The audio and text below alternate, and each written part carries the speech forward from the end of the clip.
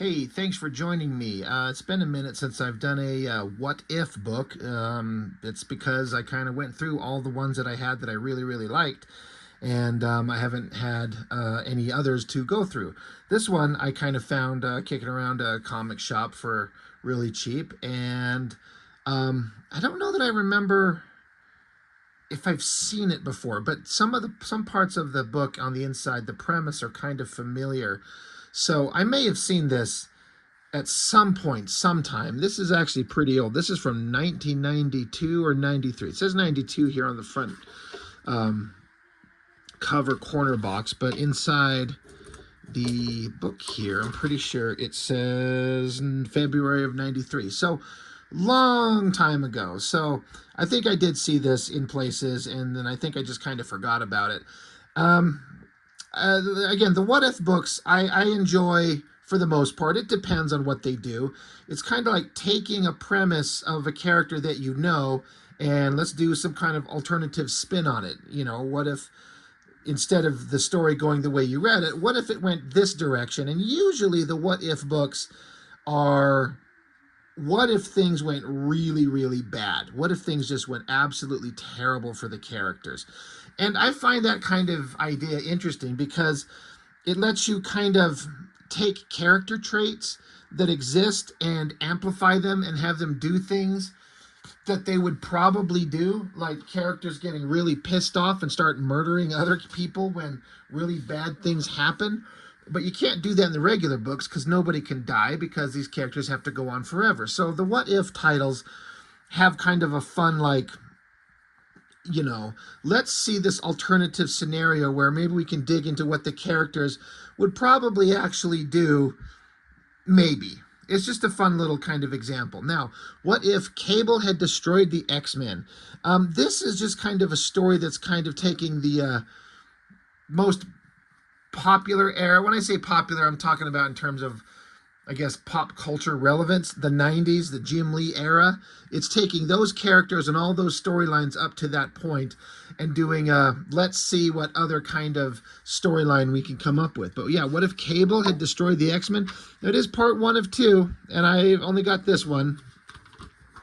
So it starts out with Professor X, Scott Summers, and Jean Grey in some kind of restaurant somewhere, just hanging out, talking about how they need to start affecting the perception of the X-Men in terms of how the public see them more aggressively in a positive way. They have to do something different because mutants are in a much dire place in this story than they usually are. And the mutants are usually in a bad place anyway. That's the whole kind of point of the X-Men.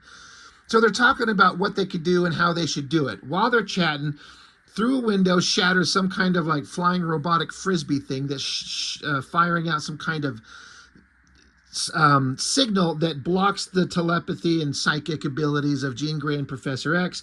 It's also, I mean, it's affecting everybody, but it's specifically shutting down the mutant powers of Professor X and Jean Grey, which is a big deal because considering their power levels.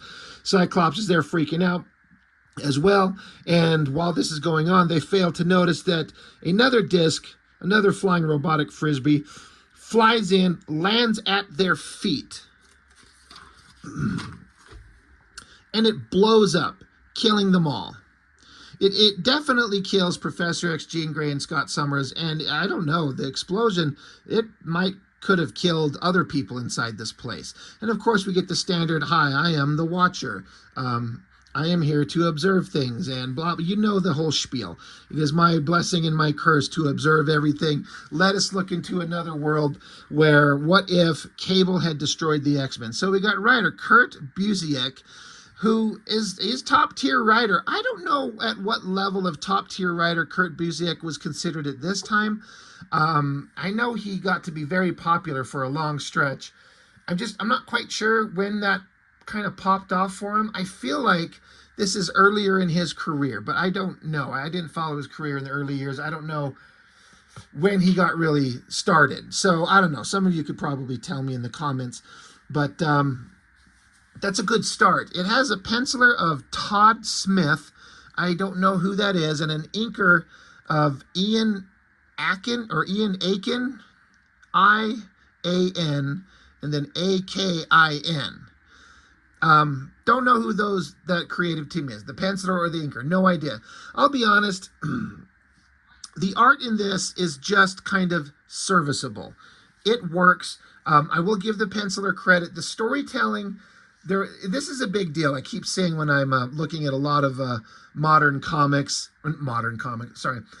different comics that are more popular in the era, coming up a couple years after this by a bunch of young artists, where they're doing flashy, kind of over-the-top, that image style art that's just flashy and, you know, theoretically cool looking, which is fine. I'm a huge fan of that. But if you can't follow the story, it really feels like a hollow experience. I mean, like, come on, guys.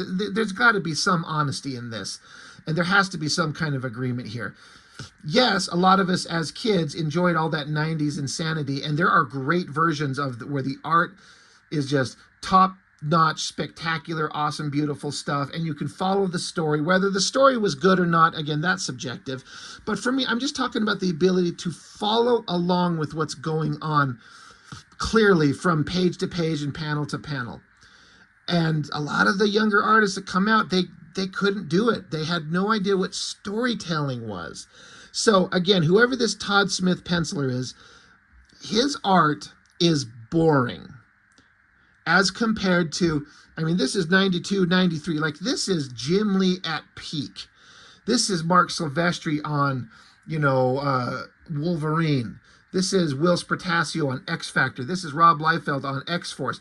All of the best of that kind of big flashy art that just looks so awesome. And these stories are specifically connected to all those X titles and the stories going on at that era. So to have this artist whose work is boring, it's kind of an unfortunate disservice. This book could have been one of the greats, honestly. I keep imagining if Uncanny X-Men era Jim Lee drew this book. This would have been one of the greatest books ever made, because it's taken all the stories that we've seen, but giving an alternate spin on it where things get really violent, really dark, really deadly. But just imagine Jim Lee in that era drawing this book.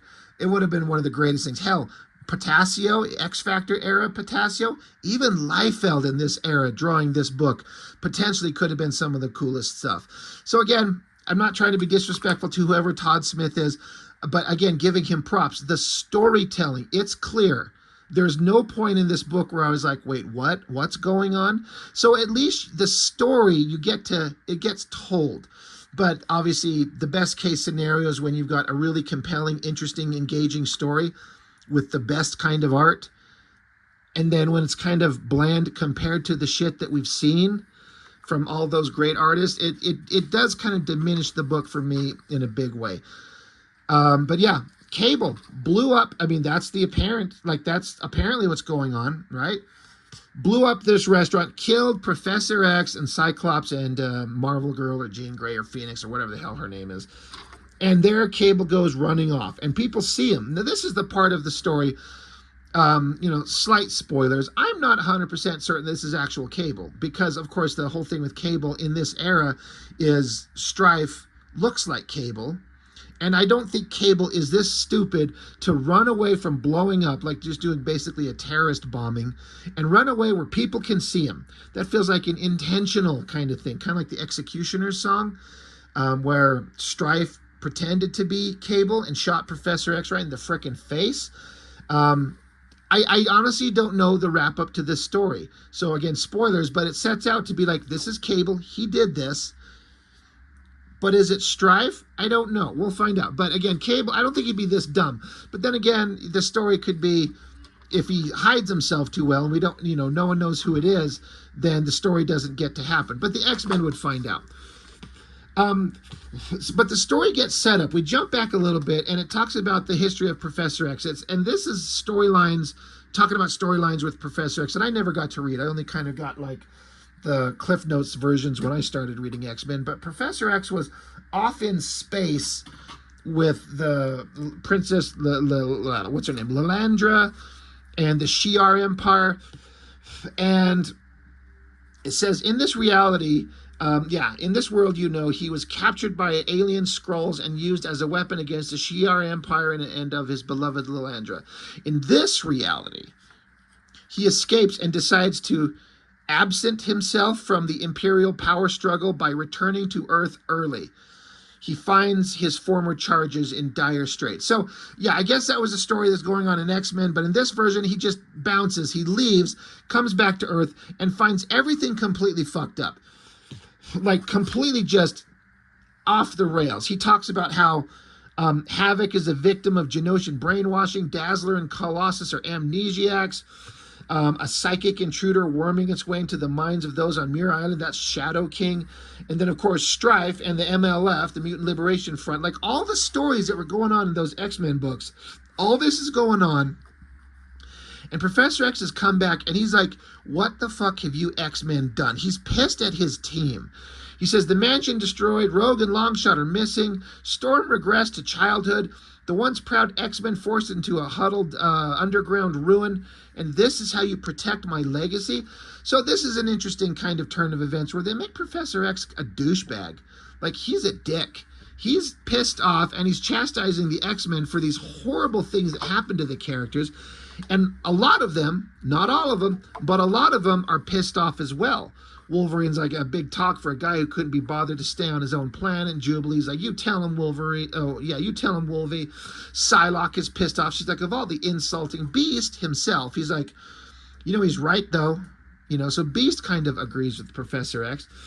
So Professor X keeps going on to them. She's like, I thought you guys could carry on in my absence, but clearly that was wrong. It may sound like harsh judgment, but you are long time past time for kid gloves. Everything spiraled out of control.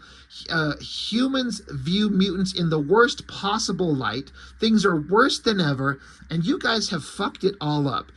He says every time some mutant does something horrible, we X-Men have to get out there and show them that we can be helpful and kind, and we have to do it every time without fail. We have to show that mutants are helpful, and you guys have screwed it up. You have taken us so far backwards. Recovery may not be possible.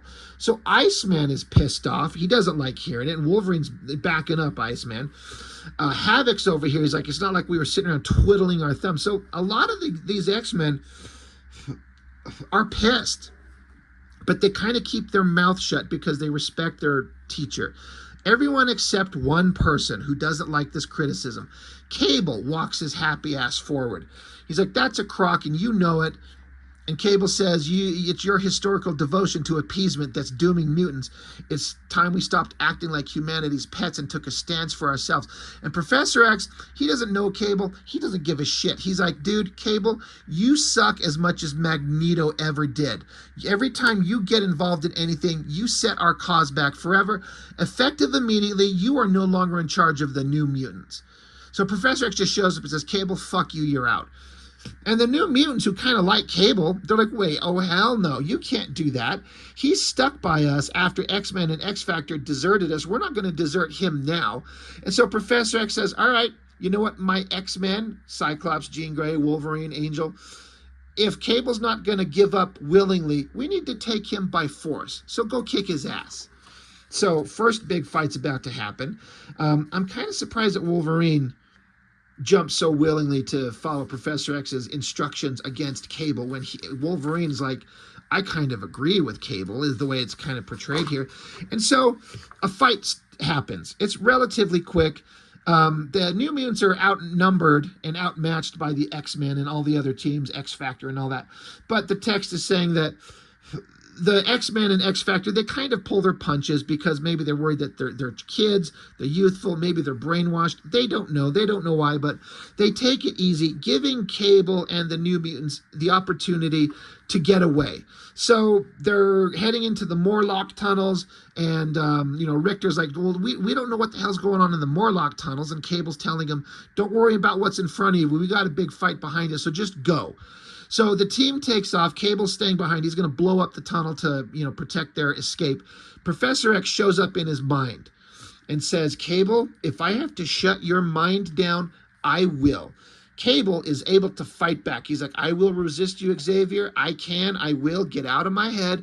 And so Professor X says to Cable through his mental communication, says, know this, Cable, I will make it a priority to track you down and free those children from your influence. And Cable says, fine, and I'll do what I have to do to fight for my cause. You want a war? You'll get a war. So Professor X is throwing down the gauntlet to Cable, and Cable is responding in kind. So we get back to the X-Men, and they're like, well, shit, I guess he was able to fight you off, Professor, so maybe there's something to him. You know, he's actually a lot tougher than you thought. And, you know, even Havoc is saying, is it really so bad to maybe just let the New Mutants stay with Cable? I mean, they've been doing kind of okay. They're doing kind of fine. And Professor X is pissed. He's not having it. He's like, you guys don't understand. Has all my teachings fallen on deaf ears? We mutants only survive because of humanity's tolerance. And if they turn all their focus against mutants, we're all doomed. And he's just kind of done. He's just like, all right, Scott, Jean, attend me. It literally says, we must plan. So then we cut to Cable and the New Mutants running through the Morlock tunnels. Like, you think all of these, I mean, again, these X-Men, some of them could go track them down. I mean, I'm sure Nightcrawler's in here. He could teleport around. They could track the New Mutants down here with Cable and defeat them if they really wanted to. Like, the New Mutants under Cable are tough, but against all of these characters, there's no way. But of course, the story has to happen, so they have to be able to get away. So they just run away.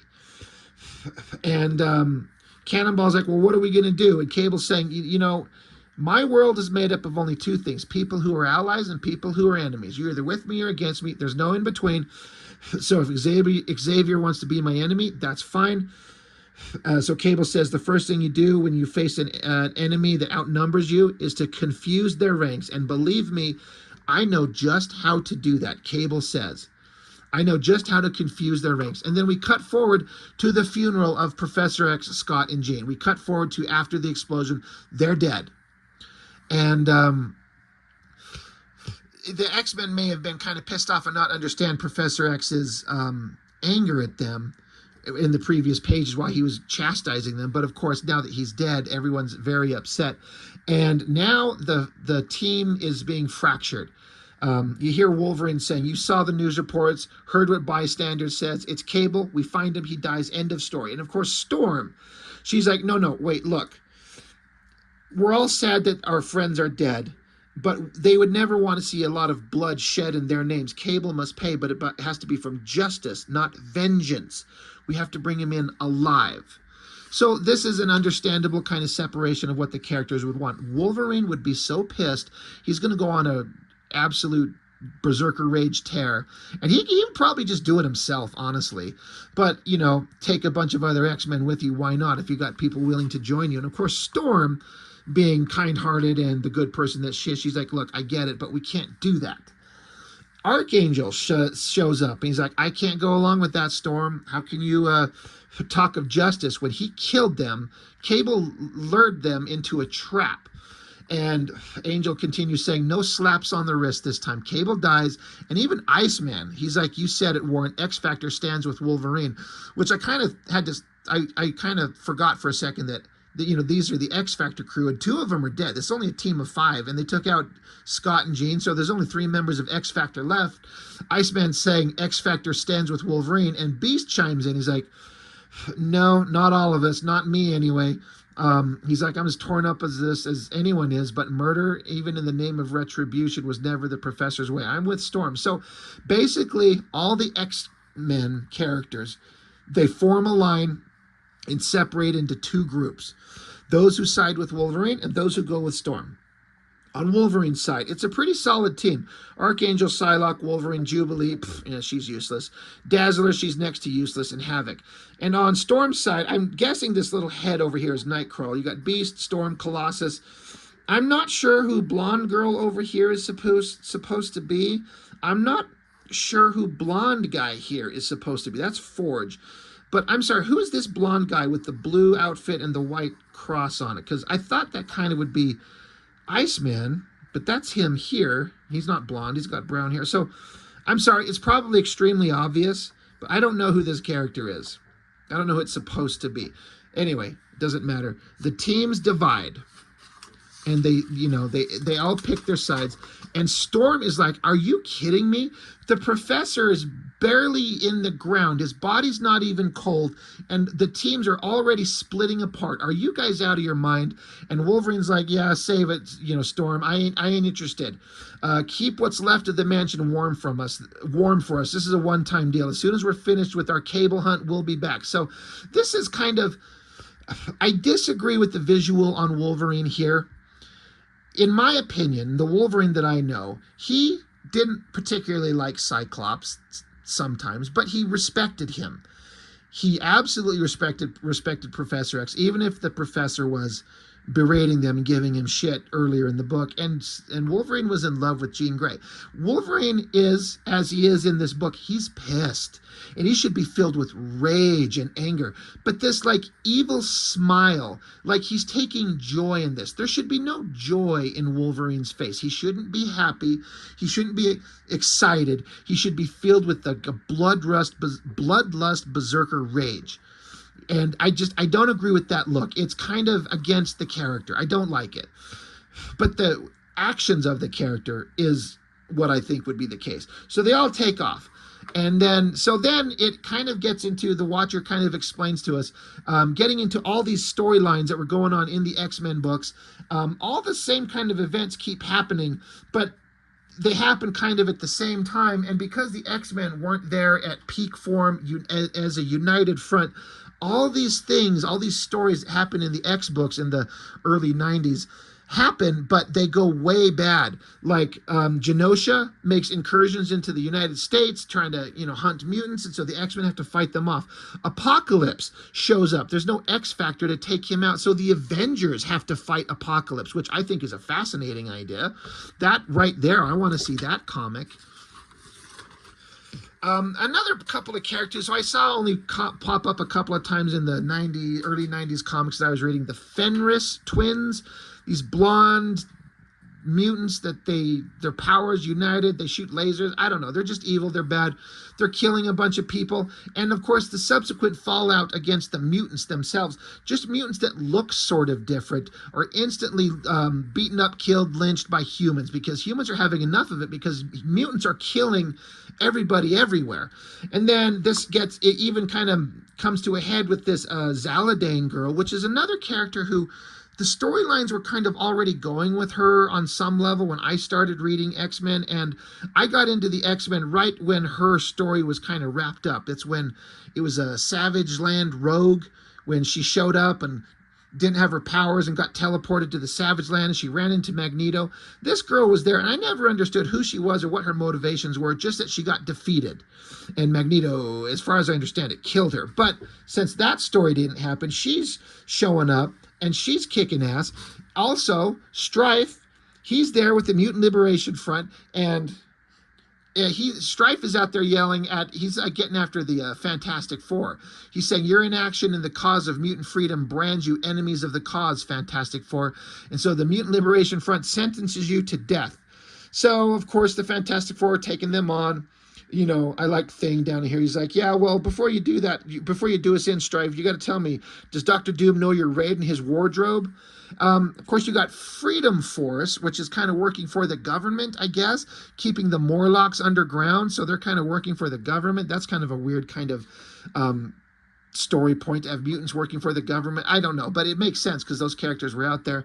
And of course, we get down to Gideon and the Externals, I think they are. They're like, oh my God, we could take over. Remember Gideon, how stupid he is? They're like, oh, we could do things. The writer is throwing in all these story points that were going on and showing how these things, because the X-Men weren't there to deal with it and not on a united front, things go really bad really fast. You got Sebastian Shaw from the Hellfire Club making plans.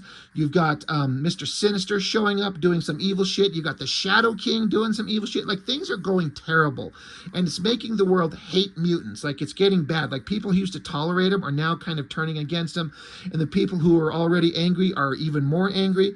People are dying. The world is going to hell because the X-Men are not united and they're split and Professor X is gone, all these things. Meanwhile, back with Cable at their headquarters that they ended up inside at the beginning of X-Force #1, I guess Domino's shown up and she's joined the crew now. And they're making a point that, Sunspot's gone, who cares? That was a story point in the X books, in X-Force. And so Cable's telling the rest of the New Mutants crew here that Domino here is worth 5 of that little quitter, maybe 10. And Domino goes, maybe 20. I thought that was a really funny kind of exchange. That sounds like her. But anyway, Domino's part of the crew, and she's there with them, and like, all right, so now we have to, we have to kind of move on from here. And Cable's asking, is anybody else want to defect? Like Sunspot took off. Hey, Richter, Boomer, you guys want to go?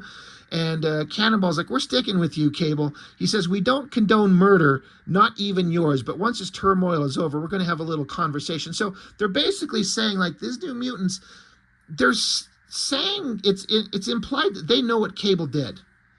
It is a little strange that they just blindly stick with Cable when Cable went and blew up Professor X and Scott and Jean. I don't think Cannonball and Boomer would stay here. Richter, I don't know much about that character. I didn't read him. I feel like they're too blindly following him. But again, the story has to happen. The point is that they're staying together. But Cannonball and Boomer, I don't think they would condone Cable just executing Professor X. But while they're having that conversation, Cannonball saying, once all this shit calms down, we're going to talk, Cable, about what the hell you did. But suddenly, explosion, there is Wolverine's crew. They've shown up. Again, it's a pretty solid team. Psylocke, Havoc, Wolverine, Iceman, Archangel. I mean, those, like, you got your sneaky ninja with telepathy. You got Havoc, which is essentially a limitless energy projector. He could vaporize anyone and everything. Iceman, if they get really creative with his ice powers, he could be unstoppable. Like, he shouldn't be throwing snowballs at people. He could create walls of ice, freeze people to death, lock people up. Like, he could do all kinds of shit. Archangel's the horseman of death.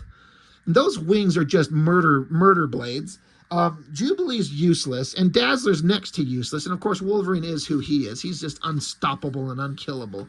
So that's a pretty solid team. So there's Cable. He shows up. He tries to activate his computer to body slide people out of their teleport out. Iceman throws little ice spikes into the computer system, blows it up so they can't get away. And so now Wolverine's team fights the New Mutants. And Wolverine slips through the battle to take on Cable. And Wolverine's pissed. He's like, it's you and me to the death, my dude. Let's go. So the rest of the teams keep fighting. Wolverine and Cable keep going at it. And like I was saying earlier, I just keep imagining if Jim Lee drew this book. Imagine this shot of early Uncanny X-Men era Jim Lee drawing Wolverine fighting Cable. And again, even Liefeld in this era, this would have looked amazing. This is just kind of okay. Again, storytelling is flawlessly, perfectly clear. I have never been lost in the story once. It's just kind of boring compared to the great artists of the 90s, and it's kind of unfortunate. But this is not a bad shot. They're fighting, they're slicing, they're going at each other.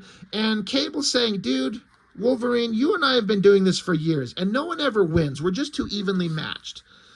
And Wolverine's like, yeah, no. Back then, we were just fighting to see who's better. Like, they were just tussling. They were just wrestling. They were just kind of pretending. They're not trying to kill each other. But Wolverine says, this time, I am absolutely out to kill you. He says, it's serious. And boom, stabs him. That's not a bad shot. It's a pretty weak kill shot from an artistic perspective. Like, it's just kind of stabbing him kind of off to the side. It doesn't look like it's low enough to be his heart. It's not high enough to be his neck. I don't see this as being a kill shot, and it's very bloodless. It's a Marvel comic. It's for kids from 1992, 93. I get why it needs to be a little bit sanitized, but they've put more violent shit in books before. I really am kind of bummed out that this isn't more violent.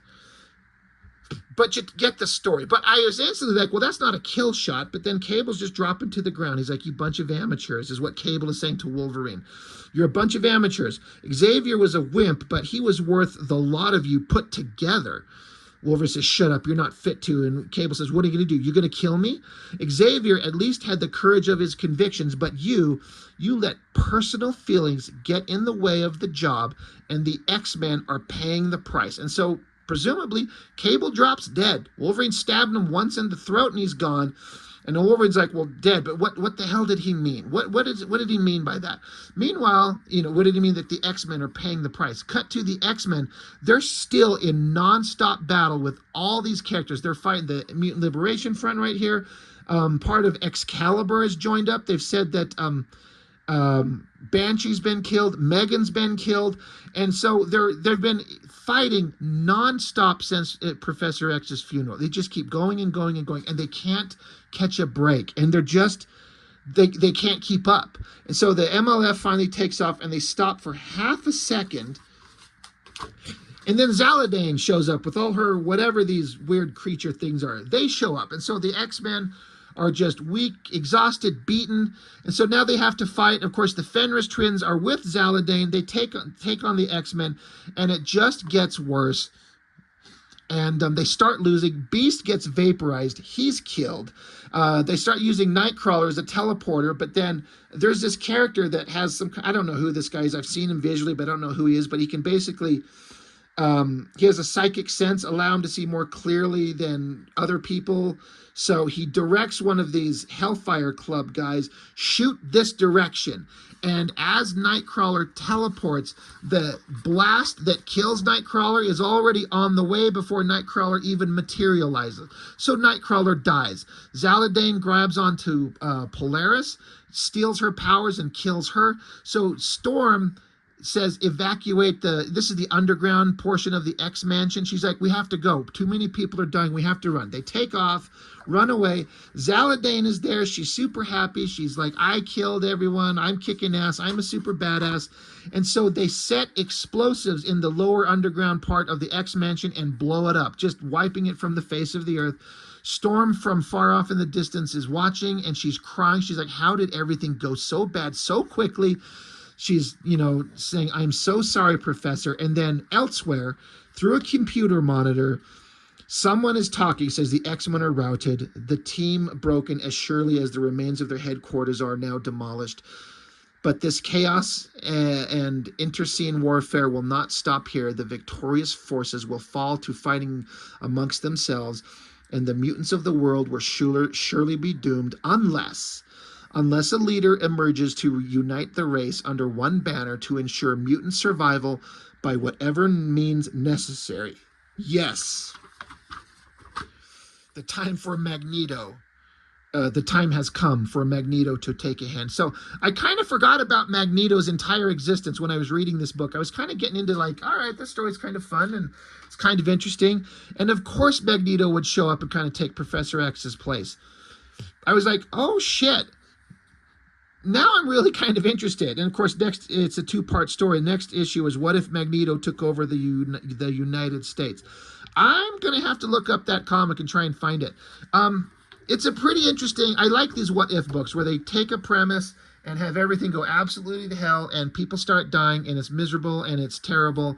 And we have to see just how bad it's going to get. And this is pretty bad. I am curious if Cable was actually the one that killed Professor X, or if it was Strife, or however that's going to play out. I don't know, but I'm going to have to look up the next issue. So, again, I feel like it's a pretty solid story. Kind of enjoyed it more than I thought that I would.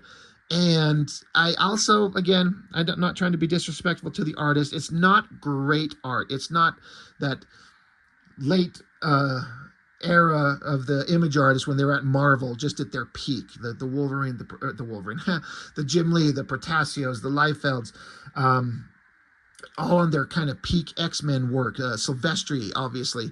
If any one of them had drawn this would have been one of the coolest comics I've ever read, ever. As it stands, it's just pretty entertaining. It's just kind of, this artist is not built to draw these characters in that style from that era. It just doesn't work that way. But it's fine. It just could have been amazing. So anyway, that's all I got for this one. I would love to know what you think about it. That's all I got. Thanks for joining me. I'll see you next time.